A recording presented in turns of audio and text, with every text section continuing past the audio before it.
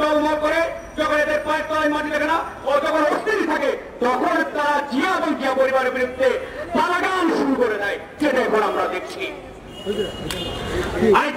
রণাঙ্গনের যোদ্ধা বাংলাদেশের 16 কোটি মানুষ জানেন। আপনি প্রধানমন্ত্রী, আপনার স্বামী 1991 সালের 6 ডিসেম্বর দৈনিক বাংলার দীর্ঘ সাক্ষাৎকারে বলেছিলেন, আমি এবং শেখ হাসিনা মালিবাগে আমার বন্ধু ডক্টর মুজাম্মেলের বসাই আমরা সাথে সেই মার্চ জিয়াউর রহমানের কণ্ঠে স্বাধীনতার ঘোষণা শুনেছি। কি করি আপনি অস্বীকার করেন? বলুন, আপনি আপনার স্বামীকে অস্বীকার করুন। আজকে জিয়াউর রহমানের স্বাধীনতার কথা অস্বীকার করা মানে আপনি আপনার স্বামীর বক্তব্য স্বামীকে অস্বীকার করা। আমরা অবিলম্বে এই সম্মেলন বন্ধ করার আহ্বান জানাই। আমরা চাই জাতীয় নেতার মর্যাদা যেন থাকে। সব জাতীয় নেতা আপনার প্রশিক্ষণের মধ্যে নয়, সমালোচনা হবে, যৌক্তিক সমালোচনা হোক, সেটা মেনে আমাদের বিন্দুমাত্র দ্বিধাবোধ নেই। কিন্তু জাতীয় নেতাদের বিরুদ্ধে অশালীন মিথ্যা উৎসাহ নেবেন, সেটা বাংলাদেশের মানুষ মেনে নেবে না, আমরা সাংবাদিক সমাজ মেনে নেবে না। এদেশের ইতিহাসকে বিকৃতি বানাতে একদিন আপনাদের বিচারে বাংলার মাটিতে হবে। আপনার ইতিহাসের আপনারা এখন মিথ্যাচারে হিসাবে পরিণত হয়েছেন, আপনাদের ইতিহাস বিকৃতিকারী হিসাবে পরিণত হয়েছেন। আপনারা জাতির বড় শত্রু, যারা ইতিহাস বিকৃতি করে জাতিকে ধ্বংস করতে চায়, তাই হচ্ছে জাতির সবচেয়ে বড় শত্রু। এই জাতির শত্রুদেরকে ইনশাআল্লাহ রুখে দাঁড়াতে হবে, বাংলাদেশকে বাঁচাতে হবে, লাল সবুজের পতাকা বাঁচাতে হবে, আমাদের ভবিষ্যৎ প্রজন্মকে বাঁচাতে হবে। এই ফেসিবাদী, এই নোংরা রাজনীতির প্রাণবাহক আওয়ামী লীগ এবং এই আওয়ামী লীগ সরকারকে আমাদের সবাইকে সংঘর্ষের না বলতে হবে, এদেরকে ত্যাগ করতে হবে এবং জনগণের ভোটে নির্বাচিত সরকারকে এদের প্রতিষ্ঠিত করতে হবে। আইন অনুযায়ী গুম হচ্ছে মানবতা বিরোধী অপরাধ, কিন্তু এটাও আমরা জানি বর্তমান অবৈধ ফ্যাসিবাদী সরকার তাকে ফ্যাসিবাদী শাসন, অনৈতিক শাসন, অবৈধ শাসন, এই শাসনকে জারি রাখার জন্য, অব্যাহত রাখার জন্য এই একের পর এক মানবতা বিরোধী অপরাধ চালিয়ে যাচ্ছে, গুম করছে, হত্যা করছে, নির্যাতন করছে। কারণ এছাড়া তাদের আর কোনো উপায় নাই।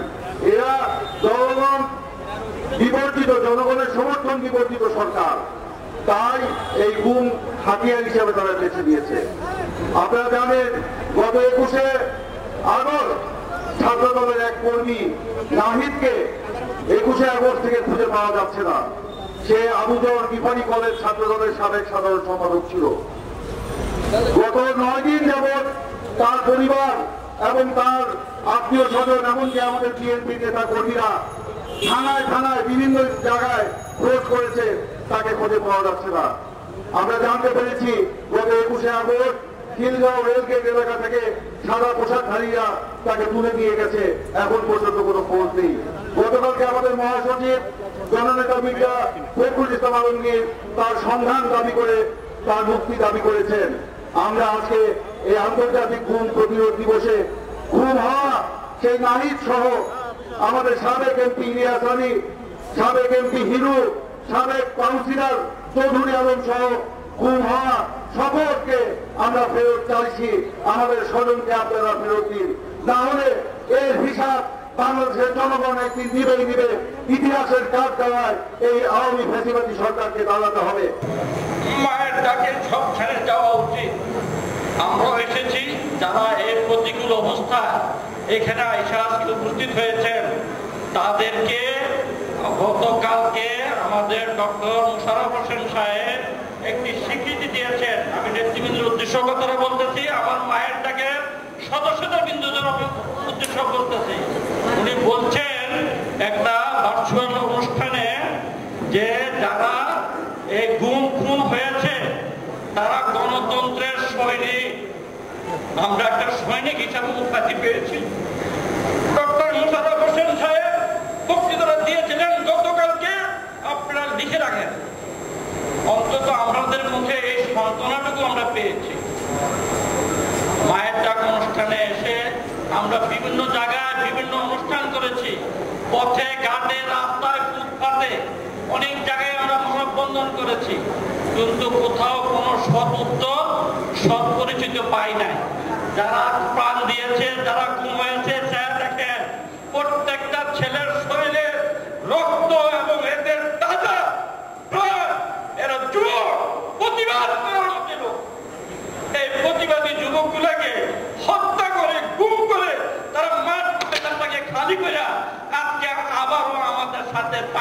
করতেছে বিভিন্ন কারণ নিয়ে।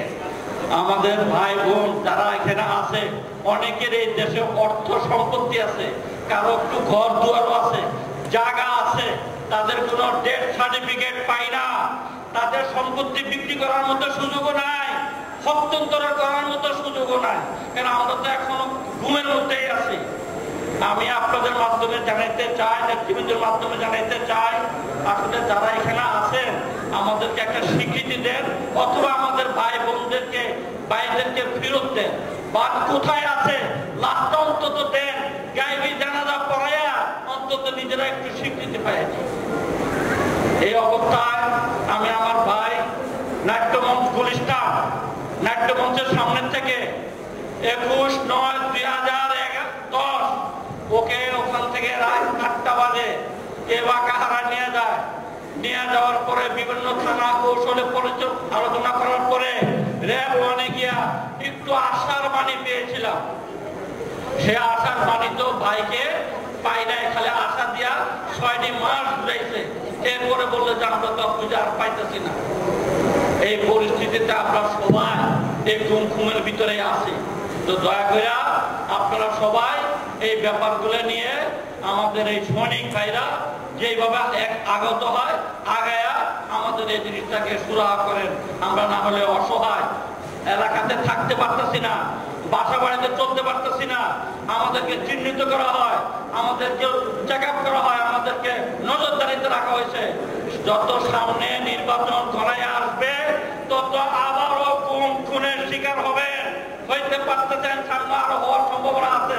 কিন্তু সবাই সঞ্চার হন, শক্তি সঞ্চয় করুন, না হলে আমাদেরকে আসলে রাখবে না, আমাদেরকেও সরাই নেওয়া যাবে। আর কিছু নাই, আমাদের গুম পরিবারের যে স্বজনরা, আমরা যারা ভাই বোন স্ত্রী কন্যা বছরের পর বছর ধরে অনেক দিনের পর দিন ধরে আমরা বলে আসতেছি একটা কথাই, আমাদের একটাই কথা, এই বাংলাদেশের ফ্যাসিবাদ সরকার, তার প্রশাসনের ছত্রছায়ায়, তার প্রশাসনের লোকেরা, পুলিশ, ডিবি, র্যাব আমাদের স্বজনদের, আমাদের ভাইদের ধরে নিয়ে গেছেন। বাসা থেকে, তাদের কর্মস্থল থেকে, বিভিন্ন জায়গা থেকে তাদেরকে তুলে নিয়ে গেছেন। আমরা স্পষ্টতই এখন আমরা স্পষ্টতই জানি, সবাই জানি আমাদের ভাইরা কোথায় আছেন, কারা নিয়ে গেছেন। আমরা শুধু বলতে চাই আমাদের এই স্বজনদের ফিরিয়ে দেন, এই স্বজনদের ফিরিয়ে দেন। এই অকেজ সরকার যে কিছুক্ষণ আগে প্রেস ক্লাবে কনফারেন্সে বলতেছিলেন একটা বাচ্চা, যে এই সরকারকে আমি 8 বছর আমার বাবাকে চেয়ে আসতেছি, প্রধানমন্ত্রীর কাছে চেয়ে আসতেছি। বাচ্চা বলছিলেন এই সরকার অযোগ্য সরকার। আমিও তার সাথে বলতে চাই অযোগ্য সরকার। আমরা যেভাবে বলে আসছি, মায়েরা বোনেরা প্রতি পদক্ষেপে বলে আসতেছি, সেই প্রেসক্লাবের সামনে মানববন্ধনে প্রেসক্লাবে টেবিল চেয়ার বলতে পারবে, গাছপালা বলতে পারবে, মায়েদের সাথে তারাও কান্না করে। আমরা চাইবো এই সরকার অচিরেই গুমদের ফেরত দেবেন এবং যাদেরকে খুন করেছেন হাজার হাজার, তাদের বিচার হবে এই বাংলাদেশে। সামনে বলছি, আমার স্বামী 2013 সালের 28 নভেম্বর থেকে গুম হয়ে আছে। ওকে ঢাকা কেন্দ্রীয় কারাগারের সামনে থেকে গুম করা হয়, যেখানে চারিদিকে প্রশাসনের লোক থাকে। সেখান থেকে একজন জনজ্যান্ত মানুষ কিভাবে গুম হয়ে যায় সেটা আমরা বুঝতে পারি না। আমি 8টা বছর ধরে শহরের খোঁজে বিভিন্ন জায়গায়, রাস্তায়, সব জায়গায় আমি আমার ছেলে নিয়ে শহরের খোঁজে সবার কাছে একটাই শুধু অনুরোধ করি, যেখানে আছে ওকে আমাদের কাছে ফিরিয়ে দেন। আমার ছেলেটা তখন 5 বছর বয়স ছিল, এখন দেখতে দেখতে সে বড় হয়ে গেছে, এখন সে বুঝতে পারে। অনেক বুঝ দিয়েছে ওকে ছোট থাকতে, এখন আর বুঝতে পারি না। এখন শুধু বলে যে কি বলো আপু কোথায়, সবাই জিজ্ঞেস করে বাবা কোথায়, বাবার সাথে একটু কথা বলবো, কিন্তু আমরা কথা বলার মতো কাউকে দিতে পারি না বাবাকে। এই 8টা বছর কত কষ্ট যে করেছে সেটা শুধু আমরা যারা ভুক্তভোগী তারা প্রত্যেকেই জানি। সোহেলের বাবা সোহেলের চিন্তা করতে করতে গত বছর স্ট্রোক করেছে, এখন তিনি শয্যাশায়ী। তার শুধু একটাই চাওয়া যে অন্তত সোহেল যেখানে আছে অন্তত মৃত্যুর আগে যেন সে সোহেলের চেহারাটা দেখে যেতে পারে। আমাদের লোককে যেখানে রাখছেন, যেখানে যে অবস্থায় রাখছেন, আমাদের মাঝে ফিরিয়ে দিন। সোহেলকে আমাদের মাঝে ফিরিয়ে দেন। আমাদের এই দুঃসহ যন্ত্রণার অবসান করার